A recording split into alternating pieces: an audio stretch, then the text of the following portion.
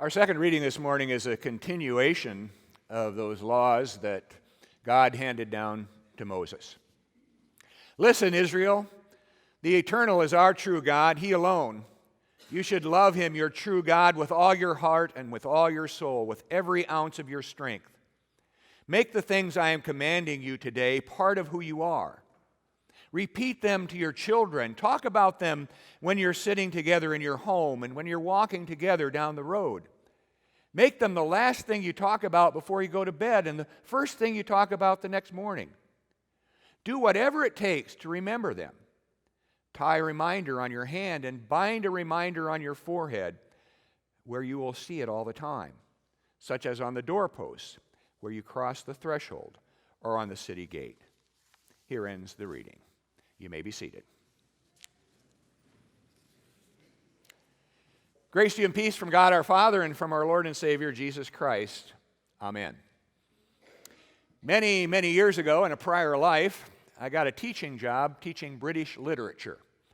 And in order to prepare for teaching the upcoming year, I decided to spend my summer reading the entire works of William Shakespeare. Tragedies, comedies, history plays, sonnets, the whole bit.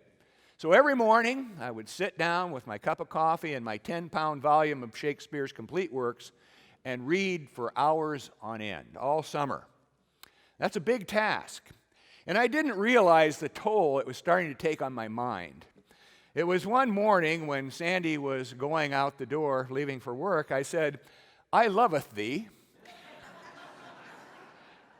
She looked at me like I was, true story, right? She looked at me like I was crazy, and I think I almost was. And that's why years later I was excited to discover a more digestible way to approach Shakespeare. We went to a stage play called The Entire Works of William Shakespeare in 90 minutes, and they did that. It was produced by a group called the Reduced Shakespeare Company. With that play as an inspiration, a few years after that, I wrote a sermon and gave it entitled The Entire Bible in 15 Minutes. And I was able to do that. And when I discovered the lesson that I had to preach on this morning, which I'm not particularly fond of preaching on the law, I decided to go one step further. This morning's sermon is the complete 10 Commandments in 10 minutes, or about 10 minutes. Now, before you click your stopwatches, let me say a few words of introduction.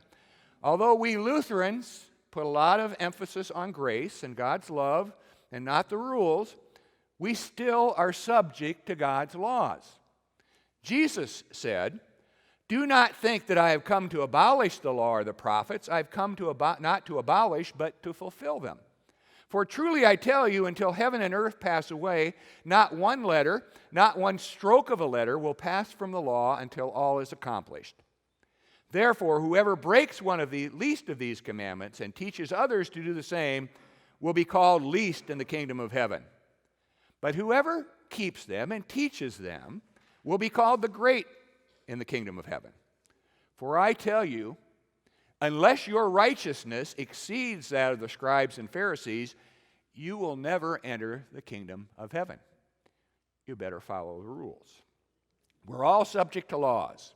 We live according to the laws set forth in our society by civil authorities, and they're enforced by the police, and our rules are enforced by our parents. But unless we are sociopaths, we also live by a higher moral law, which most of the time we follow unconsciously. I think the 10 Commandments come closest to any set of universal laws that has ever been formulated. So I'm going to go through the 10 Commandments this morning as they were put forward in the Small Catechism by Martin Luther. There are several different ways of numbering the 10 Commandments. We're going to use Luther's numbering system and interpret it in a way, I'm going to interpret it in a way that I think makes them relevant for our daily lives. Okay, now you can click your stopwatches. I said about 10 minutes. The first commandment, thou shalt have no other God before me. It's a good place to start. I remember watching Cecil B. DeMille's classic movie, The Ten Commandments. Can you believe that they actually took us on a field trip in public school to go see the most religious movie of the day during the school day? I can still see Moses coming down the mountain and finding those naughty Israelites dancing, contorting around the golden calf that they had made by melting down all their jewelry. I kind of always assumed that the other gods that the first commandment was talking about were those little stone idols, or maybe the god of a different religion like Buddha or Allah. But I think that's not so much our case today. Our other gods are more subtle. They are all the distractions in life, like material stuff or money or power or popularity. Maybe it wasn't the golden calf that was the problem or the idol, but the jewelry itself that was the other god. When we put God first, it's our first step away from all of our self-centeredness that distracts us from loving and obeying God. It's the beginning of a holy life. The second commandment, thou shalt not take the name of the Lord thy God in vain. Listen to the lyrics of most of the popular songs that you will hear today, or watch almost any movie, and you will hear all manner of swearing and bad language. A lot of people in my generation have abandoned going to the movies because they're so offended. Well, I'm not so easily offended, so I still go to movies, because I take the advice of my 7th grade social studies teacher, Mrs. Jorgensen. She said, whenever you hear a bad word, just throw it over your shoulder. Mrs. Jorgensen gave good advice. But our words have power, and our words can hurt and offend. We can't always throw them over our shoulders.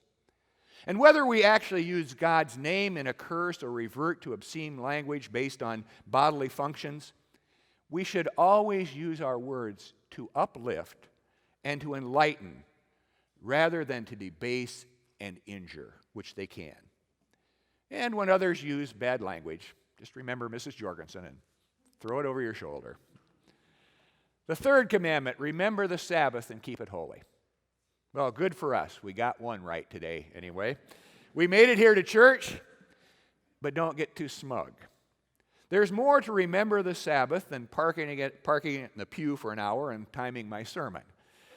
Think about what the Sabbath really represents. God worked for 6 days in creation and then sat back to appreciate, enjoy it, and took some time off to think about what he'd made. It's the same thing for us. The Sabbath is not just about going to church and then going home and watching football for the rest of the day. Since most of us live our busy lives on autopilot, we are commanded.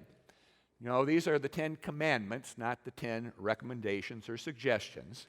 We're commanded to reflect on our lives so that we can live our lives properly and give thanks and order our lives accordingly. And we have to take some time off to do that. The fourth commandment, honor thy father and thy mother, that the days may be long upon the land which the Lord thy God hath given thee. One of the most common laments that I hear older people utter today is that young people lack respect. They lack respect for their parents, their teachers, their pastors, and even law enforcement. Certainly not true of all children, but it is of many. When us old folks say that about young people, though, it would probably do us good to take a look in the mirror.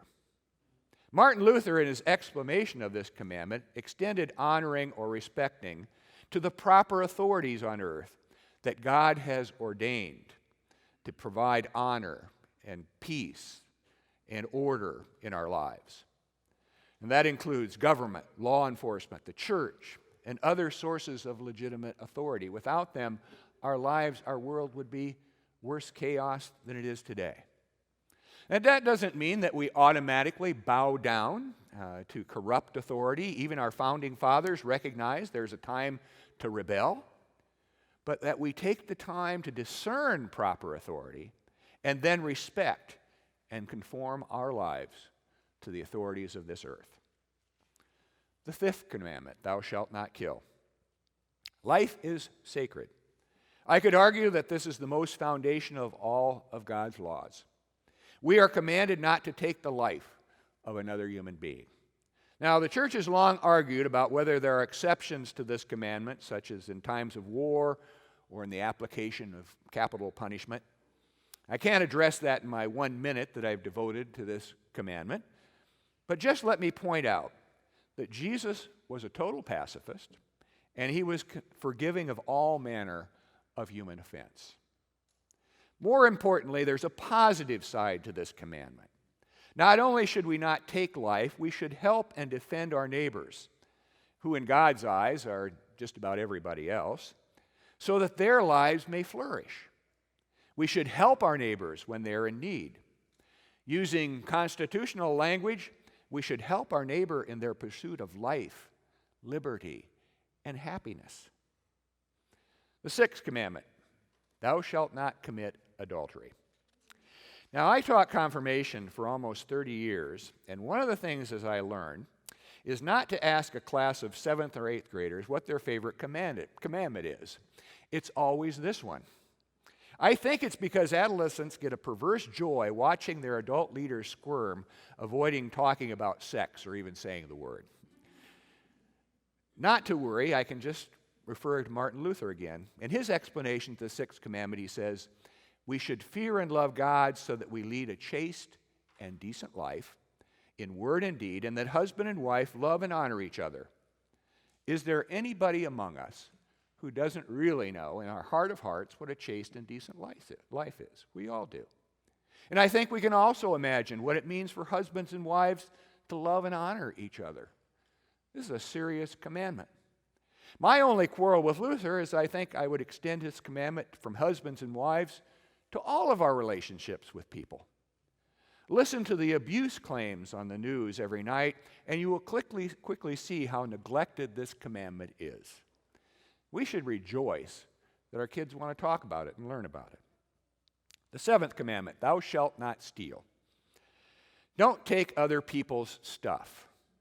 It's a pretty obvious rule of behavior. It's one of the first things we teach our kids. But it's more than just about stuff.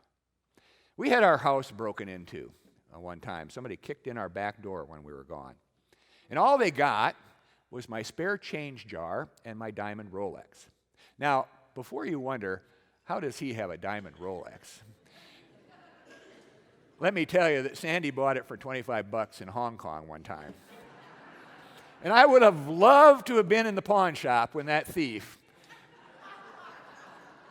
took it in to sell it. What was worse than our material loss was our sense of violation. Theft is about disregarding other people's boundaries. Theft occurs in a lot of ways. Petty burglars are insignificant in comparison to those who rip off people through illegal or predatory business and financial practices. Stealing could be applied to claiming credit for another's ideas or work. The positive statement of thou shalt not steal would be pretty simple. Be honest. The eighth commandment, thou shalt not bear false witness against thy neighbor. In my years as a pastor, I've made it a practice not to preach or to teach partisan politics. Having a role as a public person in the community, I don't even post political signs in my yard. Now, some people interpret that as wishy-washy, so be it. But when I say that politicians should be sworn each day to adhere to the eighth commandment, I'm being inclusive of all. Bearing false witness against your neighbor, once again, your neighbor is anyone who draws a breath, includes slandering, libeling, degrading, or simply talking badly about somebody else. Unfortunately, that has become the stock and trade of modern politics, but none of us are off the hook. If we live honestly and examine our own words and behaviors, we're likely to find lots of times when we seek to tear somebody else down by repeating rumors, exaggerations, or wild speculations about another's life, and that hurts people. I think we all possess a gossip gene. You know, we kind of like those nasty little things. Again, turning to Martin Luther's explanation of the commandment, we should fear and love God so that we do not lie about, betray, or slander our neighbor, but excuse him, speak well of him, and put the best construction on everything he does, no matter who he is. In other words, always give your neighbor the benefit of the doubt. The ninth commandment, thou shalt not covet thy neighbor's house. The last two commandments are prohibitions against coveting. To covet something is to have an intense or unhealthy desire for something that belongs to somebody else. Coveting is closely related to envying. Now, if I had my druthers, I'd combine these two into one. But I didn't inscribe the stone tablets for Moses, and I'm not Martin Luther who interpreted them and numbered them. First of all, the ninth commandment is not as narrow as it seems. Instead of not lusting after somebody else's house, we can expand it to say, thou shalt not covet thy neighbor's stuff or real property. Instead of not lusting after thy neighbor's house, we should be happy for our neighbor. I also shouldn't drool over my neighbor's metallic blue Porsche 911 either, but sometimes I do. But you know, my neighbor might even know the way I feel about that Porsche, or he might even feel a sense of satisfaction and like it, that I kind of envy him. What coveting does, these are sins that hurt us. In the end, my envy causes dissatisfaction that harms me, not my neighbor. The 10th commandment, thou shalt not covet thy neighbor's wife, nor his manservant, nor his cattle, nor anything else that is thy neighbor's. In the Roman Catholic numbering of the 10 commandments, 9 and 10 are about coveting both your neighbor's wife and your neighbor's stuff. And since we've already dealt with our neighbor's stuff in 9, and since we no longer have manservants and maidservants, I describe the 10th commandment to be about coveting my neighbor's relationships. Now, you can put cattle in 9 or 10, depending on whether your cow is property or a beloved pet. But coveting my neighbor's spouse or my family or friends causes harm to me again, not my neighbor. If we acted upon either commandments 9 or 10, we would run afoul of number 7. We covet them so much that we take it, we steal. Coveting other people's spouses or relationships harms my own relationships. It'd be a lot better for me to work on my own relationships rather than envying somebody else's. And finally, Luther sums up this final commandment with a catch-all. He says we should not covet anything else that belongs to anyone else. Click. Well, there you have it. The complete 10 commandments in about 10 minutes. I consider that quite an accomplishment, but this is the greatest commandment of all, in which Jesus sums things up. He did me one better. Jesus has me beat. He once was asked, which is the greatest of the 10 commandments? And he answered, you shall love the Lord your God with all your heart and with all your soul and all your mind. This is the greatest and first commandment, and his second is like it. You shall love your neighbor as yourself. On these 2 commandments hang all the law and the prophets. He stated not only the 10 commandments, but all 613 commandments in the Bible of the Old Testament in less than 15 seconds. Love your God and love your neighbor. That's pretty simple. It's one for which we can take Moses' advice about these commandments. He said, do whatever it takes to remember them. Tie a reminder on your hand and bind a reminder on your forehead where you'll see it all the time, such as on the doorpost where you cross the threshold or on the city gate. Remember the 10 commandments. Most of all, remember that last one. Amen.